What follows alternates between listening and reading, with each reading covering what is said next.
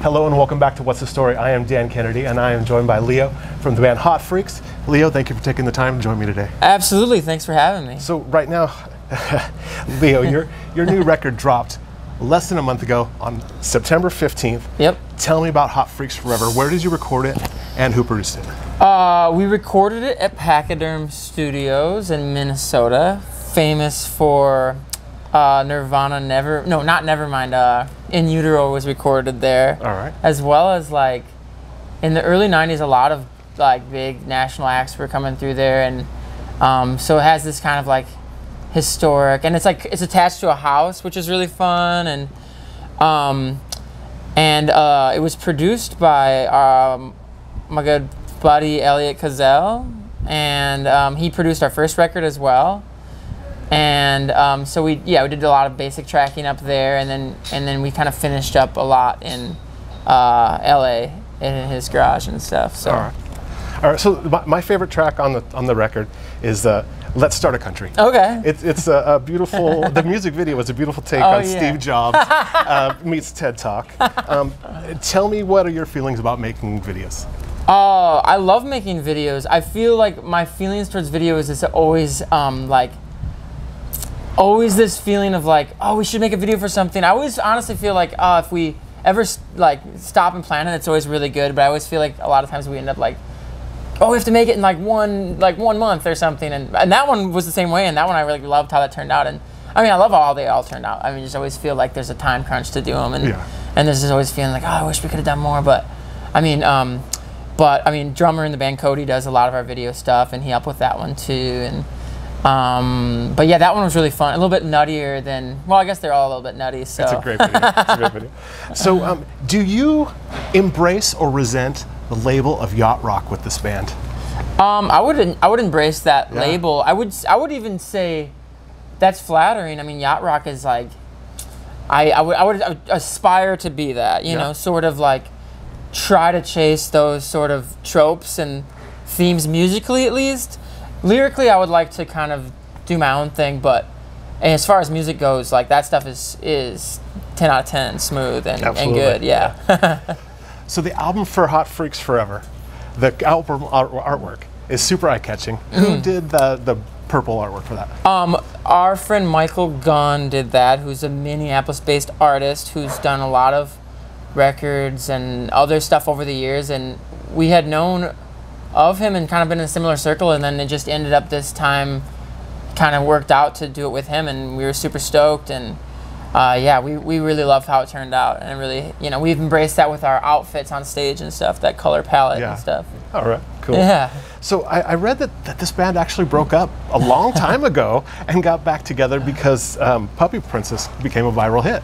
Yeah, I mean, that's sort of the long and the short of it. I mean, we I think kind of slowed down in 2015. We put out a record, and in that time I think we all wanted to kind of not just be stuck with the one thing, and it hadn't done too much. I mean, we were all happy with it, but you know, we were at that time I think we all wanted to try different things, and then essentially the TikTok success was kind of like a wake-up call to be like, actually, we have a chance to try this again. Would you guys be interested? And everybody was still interested. And I was definitely like, over those years of not doing it, kind of starting to be like sad about it. Like, oh, like that was like, I wish we could still do that, you know? So when it came back, it was like, heck yeah. So, but that story gives hope to every undiscovered band that, you know, the internet plus content plus time equals fame.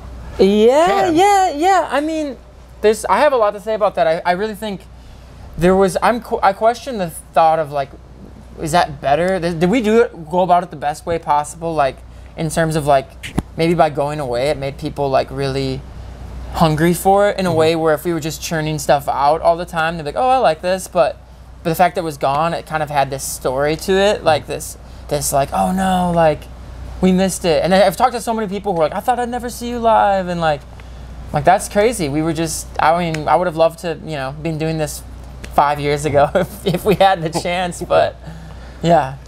So coming back with some buzz, I'm guessing that there was a little bit of interest in you coming from record labels. How did you decide on Diamond City Records, and who is Diamond City Records? Well, Diamond City is our managers, but in this day and age, it's like kind of like a label service is like what I think a label used to do, and all those kind of things you can kind of do independently with, you know, the right intel, and I think so. There are managers, and I don't know if we have a label per se, but it kind of works like one. But we met them through, I think, through a mutual friend of Sarah, the bass players, and I think it's been a great fit, you know, because they manage Happy Fits as well, and Foam Boys are wearing that shirt. We yes, kind of, these guys. I really like that sort of pop, you know, power poppy kind of teenage angst thing. Yeah. So.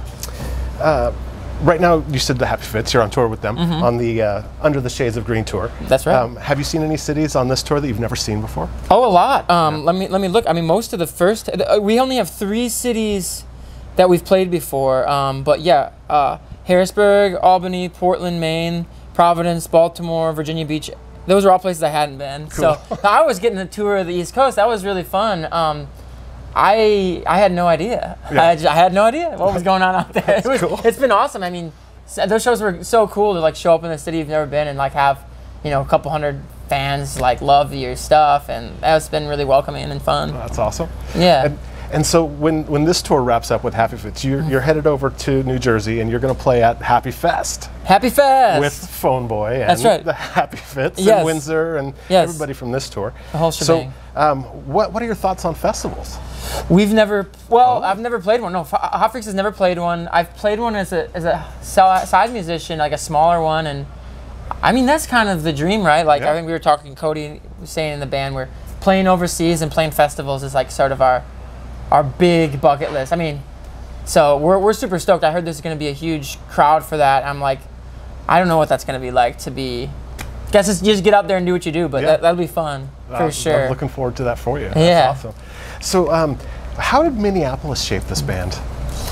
I would say it's interesting. I feel like we came out of a scene that was maybe so pop focused, very DIY focused, and you can do whatever you want in that.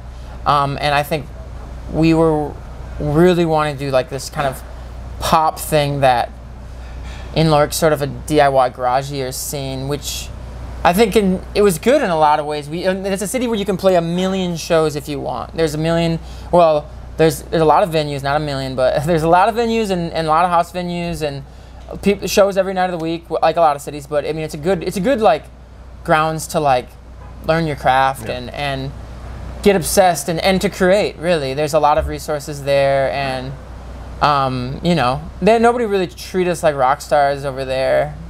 Okay. Or a lot of, like not that we expect that, but it was fun. I mean, I love going back, and But there's been, Minneapolis has birthed 1 million great bands. Sure.